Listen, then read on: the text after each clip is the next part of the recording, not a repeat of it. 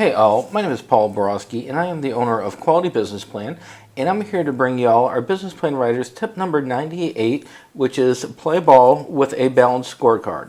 And what I mean by that is when you write a business plan, make sure to include a scorecard, a balanced scorecard in your business plan. So the way that I like to structure my plan is in the, let's see here, and in the company description section, what I like to do is I like to introduce what the the problem the company is going to solve, and then I'll summarize the company as a whole. And then what I'll do is I'll talk about the products, and then we'll get into the business models. And once we touch on that, you'll get into competitive advantage and then maybe some competitive opportunities. Talk about the pricing and the location and technology. Once we're through with all that, what I like to do is after I do my business objectives, so what I'll do is I'll lay out my business objectives in a timeline form, 1 to 3 months, 3 to 6 months, and then 6 to 12 months. Once I'm done with that, I'm going to go ahead and then touch on the balanced scorecard.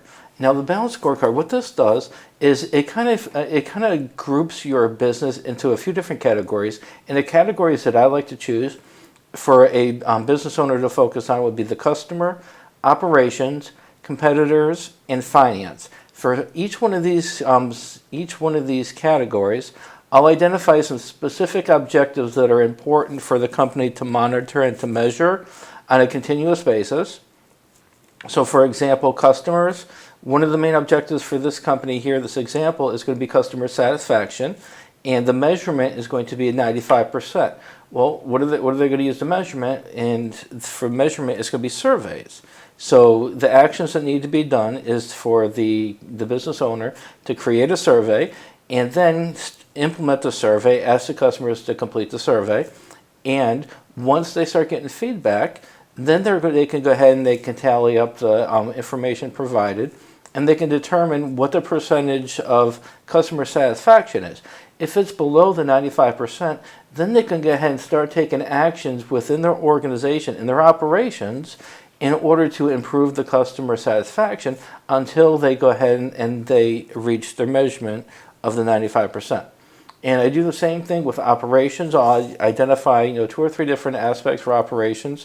What are some things that we can look at in operations that is measurable? Because you got to be able to measure it in order for you to put it into the scorecard.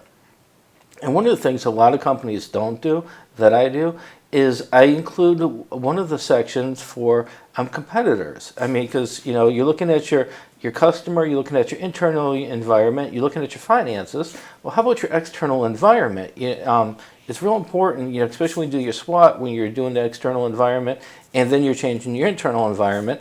But the balanced scorecard, a lot of companies, a lot of writers, they don't take into consideration on their scorecard what competitors are doing. And so for this example right here, the objective is for the company to be a low-cost leader. So what do they need to do? They need to measure competitors' prices. So, on a weekly basis, the business owner needs to check the competitors' prices and compare the prices to their own prices to make sure that they are a low-cost leader. And this is a great structure right here to implement your pricing strategy, which we touched on up here. So we touched on the pricing strategy right here. And so now we've got objectives and measurement and some actions down here. So this is a great summary tool as well.